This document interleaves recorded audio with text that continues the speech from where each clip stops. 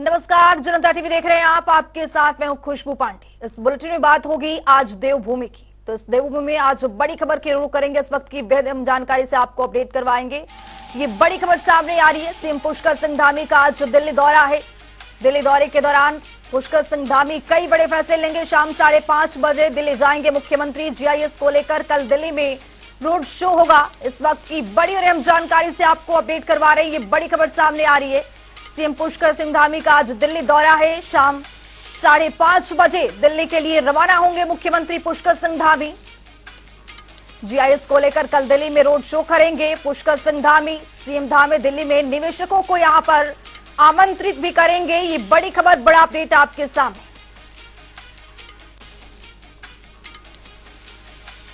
CM Pushkar Singh Dhami Delhi के दौरे पर हैं। शाम 5:30 बजे करीब दिल्ली के लिए रवाना होंगे। सीएम धामी दिल्ली में निवेशकों को यहां पर आमंत्रित करते नजर आएंगे।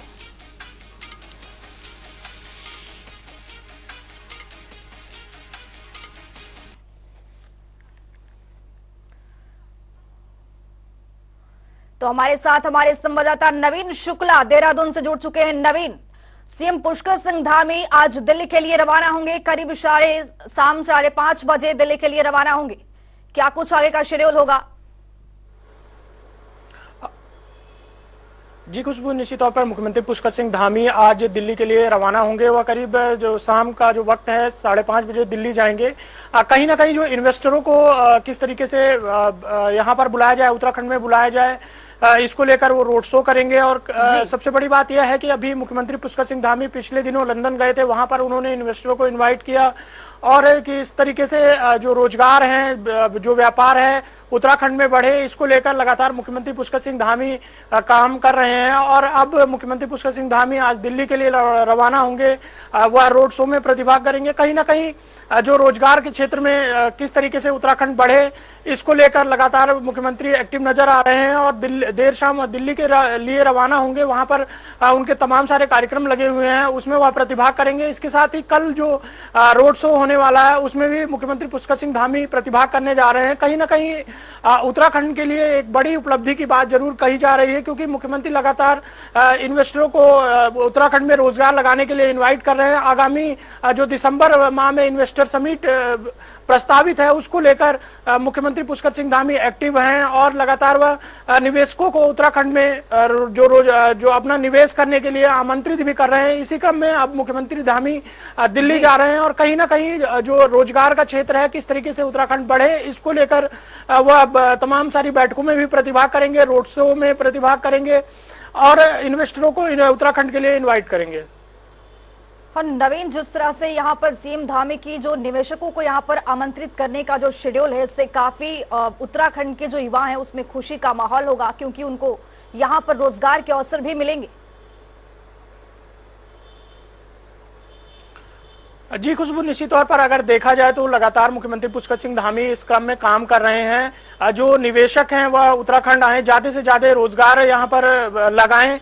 तो कहीं ना कहीं जो युवा हैं, जो तमाम सारे बेरोजगार हैं, उनको भी एक खुशी का भी उनको में भी माहौल देखने को मिल रहा है, क्योंकि जब उत्तराखंड में निवेशक आएंगे, रोजगार लगाएंगे, तो रोजगार के जो साधन है, तमाम सारे साधन भी उपलब्ध होंगे। क्योंकि उत्तराखंड में टूरिज्म का जो क्षेत्र है उसमें लगातार काम किया जा रहा है। इसके साथ ही अब जो उद्योगों की बात की जा रही है, तो उद्योगों को किस तरीके से बढ़ावा दिया जाए, इसको लेकर सरकार, प्रदेश सरकार लगातार काम कर रही है। और इसी क्रम में अब मुख्यमंत्री पुष्कर सिंह धामी भी दिल्ली जा रहे हैं। उन्होंने पिछले दिनों वहां लंदन में गए, वहां पर उन्होंने जो निवेशक हैं उन्हें उत्तराखंड में उद्योग लगाने के लिए इनवाइट किया। तो कहीं ना कहीं एक जो तमाम सारे युवा हैं उनमें भी खुशी का माहौल देखने को मिल रहा है कि प्रदेश सरकार लगातार रोजगार के लिए काम कर रही है और जो इन्वेस्टरों को उन्हें इनवाइट करने का काम कर रही है। तो जो रोजगार के संसाधन है वह तमाम सारे जो इंडस्ट्रियल जो कंपनियां हैं वह लगाई जाएंगी और इससे युवाओं को भी रोजगार मिलेगा, जो बेरोजगार हैं उन्हें भी रोजगार मिलेगा। तो कहीं ना कहीं सरकार लगातार इस क्रम में काम कर रही है। इसी को लेकर मुख्यमंत्री पुष्कर सिंह धामी भी दिल्ली जा रहे हैं और कहीं ना कहीं एक बड़ी उपलब्धि जरूर उत्तराखंड के लिए रहेगी कि मुख्यमंत्री दिल्ली जाएंगे तो वहां पर तमाम सारे जो निवेशक हैं उन्हें उत्तराखंड में उद्योग लगाने के लिए इन्वाइट करेंगे। नवीन, क्या जान सकते हैं कल कितने बजे पुष्कर सिंह धामी का रोड शो होने वाला है? ये हालांकि जो मुख्यमंत्री पुष्कर सिंह धामी देर शाम रवाना होंगे, कार्यक्रमों का जो शेड्यूल है वह देर शाम जारी किया जाएगा, लेकिन कल कहीं ना कहीं जो संभावना जताई जा रही है 11 से 12 बजे का जो समय होगा, इसमें मुख्यमंत्री पुष्कर सिंह धामी प्रतिभाग करने वाले हैं। हालांकि जो समय सारणी है वह कुछ समय बाद जारी कर दी जाएगी, लेकिन कहीं ना कहीं एक बड़ी बात जरूर है उद्यमियों को लेकर कि प्रदेश सरकार लगातार उद्यमियों को उत्तराखंड में निवेश करने के लिए इन्वाइट करती हुई नजर आ रही है, और इसी क्रम में मुख्यमंत्री पुष्कर सिंह धामी भी दिल्ली के लिए आज देर शाम रवाना होंगे। बहुत शुक्रिया नवीन शुक्ला तमाम जानकारी साझा करने के लिए। तो आज शाम 5:30 बजे मुख्यमंत्री पुष्कर सिंह धामी दिल्ली के लिए रवाना होंगे और समिट में हिस्सा लेंगे और कल रोड शो भी करेंगे। तो चलिए खबरों में आगे बढ़ेंगे। देहरादून उत्तराखंड में 30 नवंबर से 1 दिसंबर के बीच में राजधानी देहरादून में विश्व आपदा प्रबंधन सम्मेलन का आयोजन होने जा रहा है। मुख्यमंत्री पुष्कर सिंह धामी ने आज सचिवालय के मीडिया सेंटर में प्रेस वार्ता की है। उनका कहना है कि 3 दिनों तक चलने वाले इस सम्मेलन में आपदा प्रबंधन के बारे में चर्चा की जाएगी। 28 नवंबर से 1 दिसंबर के बीच में छठा आपदा प्रबंधन सम्मेलन देहरादून में आयोजित करने का, वैश्विक सम्मेलन देहरादून में आयोजित करने का हम लोगों ने यहाँ पर निर्णय हुआ है, और उसमें डिजास्टर रिस्क रिडक्शन जो कि G20 की जो बैठक हुई, उस बैठक में एक महत्वपूर्ण विषय के रूप में आया है कि किस प्रकार से डिजास्टर के जो रिस्क है उसको कैसे कम से कम किया जाए। तो ये उस दृष्टि से भी ये सम्मेलन बहुत महत्वपूर्ण होने वाला है, और इसमें देश दुनिया के अनेकों देशों के लोग, अनेकों राज्यों के लोग, आपदा प्रबंधन के क्षेत्र में जिनकी विशेषताएं रही हैं, जिन्होंने अनेकों कार्य किए हैं, उन सभी लोगों ने इसमें अपने अपने विचार भी रखने हैं। और आदरणीय प्रधानमंत्री जी से और आदरणीय गृह मंत्री जी जो हमारे आपदा प्रबंधन के भी मंत्री हैं, उनसे भी निवेदन किया जाएगा कि इस सम्मेलन में वो मुख्य अतिथि के रूप में अपनी भागीदारी करें, इसमें हम सबको अपना आशीर्वचन दें, मार्गदर्शन दें। और इसके निमित्त सभी तैयारियां पूरी हो गई हैं, और विशेष कर से इस कार्यक्रम में भारतीय अंतरिक्ष अनुसंधान संगठन, रक्षा अनुसंधान संगठन एवं विकास संगठन, परमाणु ऊर्जा आयोग के प्रमुखों, भारत सरकार के मुख्य वैज्ञानिक सलाहकारों के साथ साथ विश्व के प्रमुख संस्थानों के प्रतिनिधियों के एवं संयुक्त राष्ट्र संघ देश विदेश के जलवायु विशेषज्ञों को भी इसमें आमंत्रित किया गया है। और इस सदी के महानायक श्री अमिताभ बच्चन जी को इसको उन्होंने ब्रांड एम्बेसडर के रूप में इस सम्मेलन के लिए और इस पूरे कार्यक्रम के लिए, क्योंकि जो ये कार्यक्रम है ये 28 से लेकर 1 दिसंबर के बीच में होगा, 28 नवंबर से। लेकिन उससे पहले इसके अनेकों कार्यक्रम हमारे अनेकों संस्थानों में चलेंगे, विद्यालयों में चलेंगे, जन जागरूकता का जो अभियान है वह भी चलाया जाएगा। और विशेष कर से इस कार्यक्रम में जो आज हिमालय क्षेत्रों में और उत्तराखंड राज्य में जिस प्रकार से हम लोग प्रत्येक वर्ष किसी न किसी रूप में आपदा का सामना करना हम लोगों को पड़ता है, और आपदा हमारे लिए एक बहुत बड़ी चुनौती है। तो इसमें आपदा प्रबंधन के जो सम्मेलन जो हमारा ये आयोजित हो रहा है, इसका मुख्य हेतु और मुख्य उद्देश्य भी यही है। और साथ ही जो प्राथमिक उद्देश्य इसका यह भी है कि हिमालय जो पारिस्थितिकी तंत्र है और समुदायों का ध्यान केंद्रित करते हुए जलवायु परिवर्तन, आपदा प्रतिरोध की चुनौतियों पर चर्चा करना, उनका समाधान करना। इसके अतिरिक्त उस सम्मेलन का उद्देश्य उत्तराखंड को आपदा की प्रतिरोधकता और तत्परता के लिए जलवायु अनुकूल समाधानों के केंद्र के रूप में विकसित करना, कि चूंकि सबसे अधिक जो आपदाओं का सामना करना पड़ता है वो हम ही को करना पड़ता है, इस नाते इसको किया जा रहा है। और साथ में जो 8 और 9 दिसंबर को ग्लोबल इन्वेस्टर समिट जिसका आयोजन होना है, उसमें जिसमें हम तमाम देश विदेश के निवेशकों को भी आमंत्रित कर रहे हैं, उनके समक्ष यह भी संदेश प्रसारित करना है कि safe investment and resilient Uttarakhand. Uttarakhand में दुग्ध उत्पादन को बढ़ावा देने के लिए नैनीताल जिले के लालकुआं में 80 करोड़ की लागत से ऑटोमेटेड मिल्क प्लांट लगाया जाएगा। इस प्लांट के लिए शासन स्तर पर सहमति मिल गई है। बता दें कि इस प्लांट की क्षमता प्रतिदिन 2 लाख लीटर दूध की होगी। ये प्रदेश का पहला ऑटोमेटेड प्लांट होगा जिसमें दूध की टेस्टिंग से लेकर पैकेजिंग का काम आधुनिक मशीनों से किया जाएगा। वहीं दुग्ध मंत्री सौरभ बहुगुणा ने बताया कि इस प्लांट के खुलने से उत्तराखंड में दूध की कमी नहीं रहेगी, साथ ही साथ लोगों को शुद्ध दूध पीने को भी मिलेगा। लालकुआं का मिल्क जो हमारी डेयरी है वो वहाँ पे सबसे हमारी प्रॉफिटेबल डेयरी भी है। सबसे ज़्यादा दूध का कलेक्शन पूरे उत्तराखंड में लालकुआं डेयरी में होता है, लगभग 1 लाख लीटर का, और वहाँ पे क्षमता बहुत ज़्यादा है। तो जब मैंने अपने विभाग ज्वाइन किया था तो हमने जब समीक्षाएं बैठकें करी तो उसमें ये निकल के आया कि अगर हम चाहें तो उस लालकुआं डेयरी को लगभग 2 लाख लीटर प्रतिदिन के क्षमता पे बढ़ा सकते हैं, इतनी वहाँ पर गुंजाइश है। उसी के लिए हम लोगों ने एक प्रपोज़ल भेजा है, 80 करोड़ रुपये का वो प्रपोज़ल है जो पूरा उस डेयरी को ऑटोमेटेड करेगा। उसमें सिविल वर्क के साथ उसको एक्सपेंशन किया जाएगा। उसकी EFC हो चुकी है, EFC के बाद हमको उसकी स्वीकृति मिल चुकी है। अब बहुत जल्द हम उसको जैसे ही उसका GO हो जाएगा हम उसको नाबार्ड में स्वीकृति के लिए भेज देंगे और उसका टेंडर लगा देंगे। उत्तराखंड का मत्स्य विभाग पुनर्गठन को लेकर चर्चा में है। दरअसल मत्स्य विभाग में दोबारा पुनर्गठन के फैसले पर कई तरह के सवाल खड़े हो रहे हैं। अब इस मामले में कर्मचारी संगठन ने विभागीय मंत्री से मिलकर कर्मचारियों के हितों को सुरक्षित करने की मांग की है। वहीं इस पर कैबिनेट मंत्री सौरभ बहुगुणा ने कहा कि विभाग जो भी काम करता है वो विभाग का ढांचा देखकर करता है।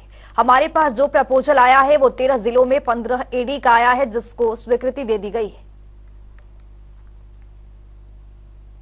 देखिए नाराज़गी नहीं है। देखिए विभाग जो भी काम करता है वो विभाग का ढांचा देखते हुए करता है, विभाग में कैसे काम होना चाहिए उसको देखते हुए करता है। जो हमारे पास प्रपोज़ल आया है वो 15 उसका आया हुआ है जो ADs बनाने हैं। हमारे पास 13 ज़िले हैं और 15 AD के लिए प्रस्ताव आया था जिसको मैंने स्वीकृति दी है। और उम्मीद यही है कि सब इसको मिल के काम करेंगे विभाग में। इस विभाग में किसी का हम अहित नहीं चाहते हैं। हमारा मकसद ये है कि जितनी भी फोर्स है उसका सही इस्तेमाल हो, जितने लोग हैं उसका अच्छा इस्तेमाल हो, हर ज़िले को एक ED मिल जाए, हमारे पास कुछ हमारे शासन में कुछ ज़रूरत है उसको वो पूर्ण हो जाए, और ज़बरदस्ती का अपने ऊपर बोझ लेके बाहर लेके हम काम नहीं करना। भारतीय टीम के स्टार बल्लेबाज ऋषभ पंत लंबे समय से मैदान से दूर है। हरिद्वार के रुड़की में एक सड़क दुर्घटना में गंभीर रूप से घायल हुए ऋषभ पंत डॉक्टरों की देखरेख में मुंबई में इलाज करवा रहे ऋषभ पंत कई महीनों बाद उत्तराखंड पहुंचे हैं। आज वे बाबा केदारनाथ और भगवान बद्री विशाल के दर्शन करने पहुंचे।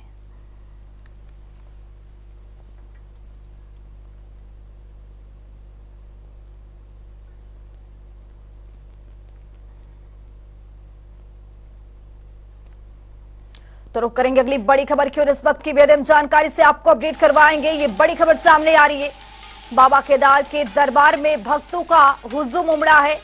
1 किलोमीटर तक भक्तों की यहां पर लंबी लंबी कतारें देखने को मिल रही हैं। भक्त बाबा के दर्शन करने रुद्रप्रयाग पहुंचे हैं। ये बड़ी खबर, बड़ा अपडेट आपके सामने। भैया दूज के दिन केदारनाथ के कपाट बंद हो जाएंगे। 8 हेली सेवाएं भी यात्रा के लिए यहां पर संचालित की जाएंगी। बाबा केदारनाथ के दरबार में भक्तों का हुजूम देखने को मिला है। तस्वीरों के जरिए आप देख रहे हैं किस तरह से यहां पर लंबी लंबी कतारें देखने को मिली है। बाबा के दर्शन करने के लिए लोग भारी संख्या में यहां पर पहुंच रहे हैं। भैया दूज के दिन केदारनाथ के कपाट हालांकि बंद होने हैं। 8 हेली सेवाएं भी यात्रा के लिए यहां पर संचालित की जाएंगी। देश विदेश से भक्तों के आने जाने का जो सिलसिला है वो लगातार यहां पर जारी है।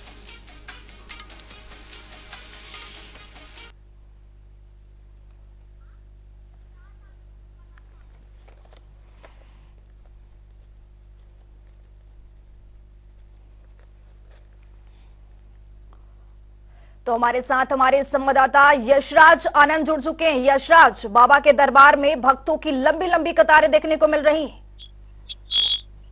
जी बिल्कुल, जब से चारधाम यात्रा की शुरुआत हुई है तभी से लेकर लगातार बाबा केदारनाथ और बद्रीनाथ के दर्शन के लिए भक्तों का तांता लगा हुआ है। इस बार की भक्तों की संख्या इतनी ही ज्यादा है कि केदारनाथ के कपाट को जो पहले 8-10 घंटे खुलते थे, 12 घंटे खुलते थे, लेकिन इस बार 20 घंटे के लिए खोल दिया गया। यानी कि रात्रि में भी अब केदारनाथ के दर्शन लोग, बाबा के दर्शन श्रद्धालु कर सकते हैं।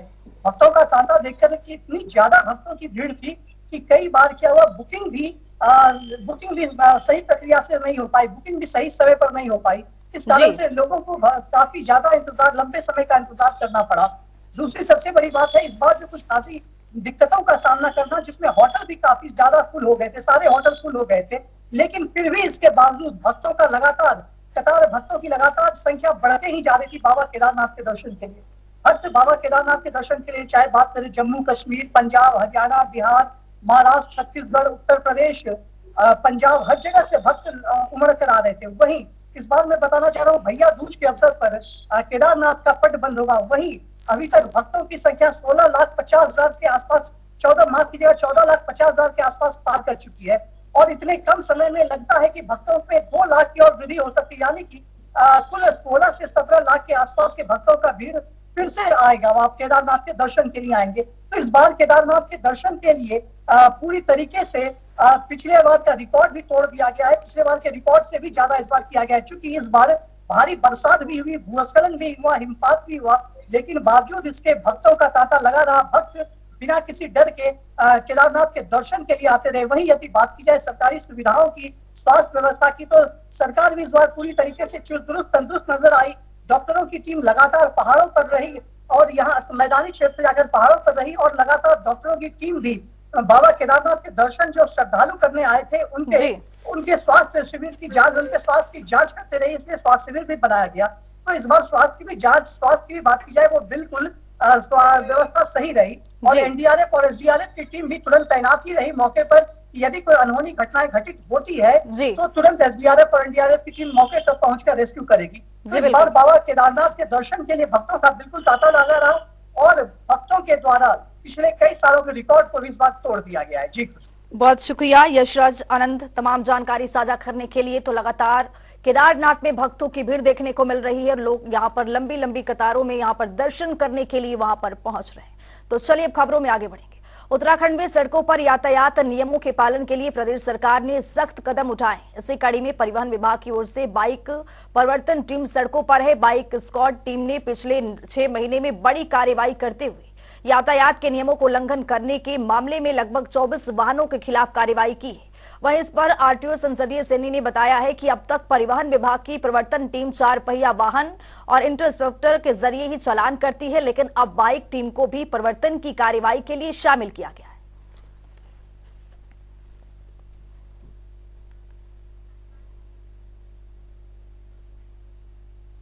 उत्तराखंड में आयुष्मान भव अभियान के अंतर्गत प्रदेश के 6 ब्लॉक में विभिन्न स्वास्थ्य संबंधी कार्यक्रमों का आयोजन किया जाएगा, जिसमें मुख्य रूप से महिलाओं को जागरूक किया जाएगा। साथ ही जच्चा बच्चा टीकाकरण, प्रसव संबंधी और शिशु देखभाल संबंधी जानकारी भी दी जाएगी।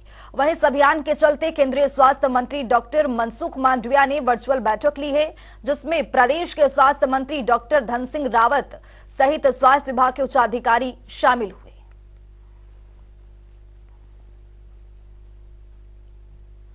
तो 6 ब्लॉकों में कार्यक्रम का आयोजन किया गया है। स्वास्थ्य कार्यक्रमों का यहां पर आयोजन किया गया है, जिसमें महिलाओं के लिए यहां पर लोगों को जागरूक किया जाएगा।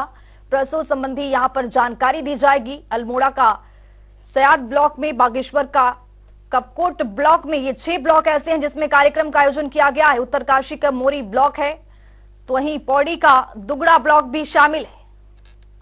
हरिद्वार का भैदराबाद ब्लॉक भी शामिल है। महिलाओं को एक बार यहां पर जागरूक किया जाएगा। इस कार्यक्रम के जरिए देहरादून में ये आयोजन किया गया है। इस बुलेटिन में अभी के लिए इतना ही। नमस्कार।